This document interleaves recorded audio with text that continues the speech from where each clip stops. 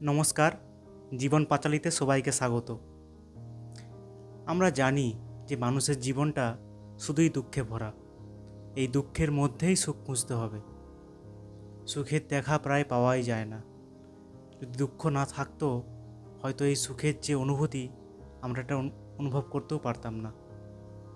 কিন্তু এই মানুষের জীবনে যে এত কষ্ট, এই এত কষ্টের মধ্যে সবচেয়ে বড় কষ্ট কি জানো?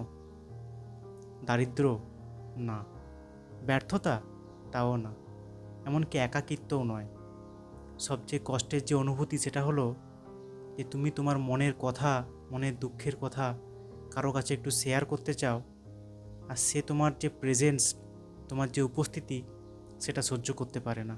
তুমি হয়তো একটু সময় চেয়েছিলে, যে 2 মিনিট মন খুলে একটু কথা বলতে চেয়েছিলে যে আজকে আমার মনটা খুব খারাপ লাগছে, আমি ভেতর থেকে ভেঙে পড়ছি। কিন্তু যাকে বলতে চাইলে ওপারের যে মানুষটা, সেই মানুষটা হঠাৎ করে কি বলে উঠল, জানিস এখন না একটু বিজি আছি, একটু পরে ফোন করছি, হ্যাঁ। বা বলে উঠল, তোর সেই একই ঘ্যানি কথা, আর ভালো লাগে না, তুই সারা জীবন এই দুঃখকে ঘিরেই পড়ে থাক। এমন একটা ভাব দেখালো যেন তোমার যে ফিলিংসগুলো তার কাছে একটা বোঝা। আর মানুষ তখনই চুপ হয়ে যায়। সে চুপ হতে শেখে আস্তে আস্তে। মানুষ কিন্তু হঠাৎ করে নীরব হয়ে যায় না, চারপাশের যে পরিস্থিতি তাকে নীরব বানিয়ে দেয়।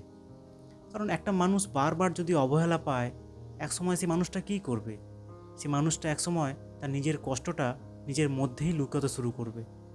সে হাসে, সে কথা বলে, সে স্বাভাবিক থাকার চেষ্টা করে, কিন্তু ভেতরে ভেতরে তার মধ্যে একটা যুদ্ধ চলতে থাকে। ভেতরে ভেতরে সে গুমড়ে মরে যায় আস্তে আস্তে। আর সবচেয়ে ভয়ঙ্কর কি জানো? অনেক মানুষ আছে যারা সারা দিন সবার সাথে হাসি মুখে কথা বলে, কিন্তু রাত্রিবেলা ঘুমানোর আগে নিঃশব্দে ফুঁপিয়ে ফুঁপিয়ে কাঁদে। কারণ তাদের কথা শোনার মতো মানুষ আর নেই। আজকাল মানুষ জিজ্ঞাসা করে, কী গো কেমন আছো, ভালো আছো? জিজ্ঞেস তো করে ঠিকই, কিন্তু সত্যি সত্যি কারোর উত্তর শোনার ধৈর্য খুব কম মানুষের আছে। সবাই ব্যস্ত, সবাই ক্লান্ত, সবাই নিজের জীবন নিয়ে দৌড়চ্ছে। তাই এই পৃথিবীতে সবচেয়ে একা সেই মানুষটা যার ভেতরে হাজারটা কথা জমে আছে, কিন্তু বলার মতো কাউকে পায় না সে। আর মানুষ তখন ধীরে ধীরে ঈশ্বরের দিকে ফিরে যায়। কারণ মানুষ তো বিচার করে, মানুষ অবুঝ হয়, মানুষ জাজ করে, কিন্তু ঈশ্বর কিন্তু কখনো তোমাকে বিচার করবে না। সে তোমাকে জাজ করবে না যে তুমি এই ভুলটা করেছিলে বলে তোমার এই ভুলটা হয়েছে, সে কখনো জাজ করবে না। মানুষ দূরে সরে যায়, মানুষ বিরক্ত হয়ে যায়, কিন্তু ভগবান কখনো বিরক্ত হন না। তুমি রাত 3টের সময়, রাত ভোর 4টের সময় তাকে ডাকতে পারো, কাঁদতে কাঁদতে নিজের মনের কথা বলতে পারো।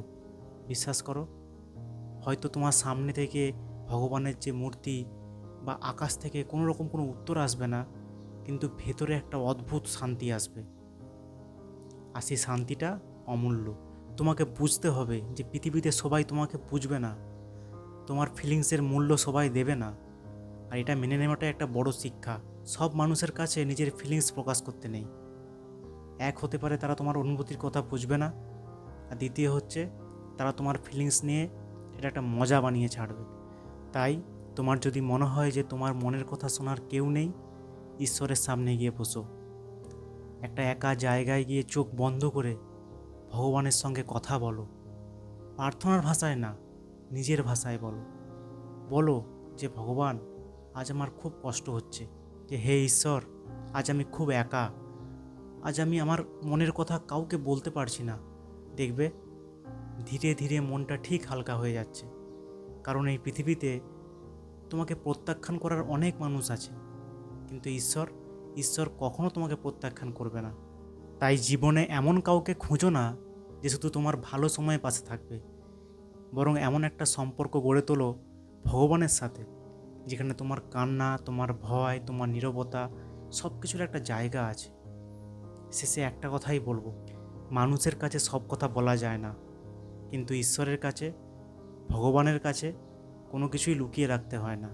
উনি সব দেখতে পান, সব কিছু বুঝতে পারেন উনি। সবাই ভালো থাকবেন।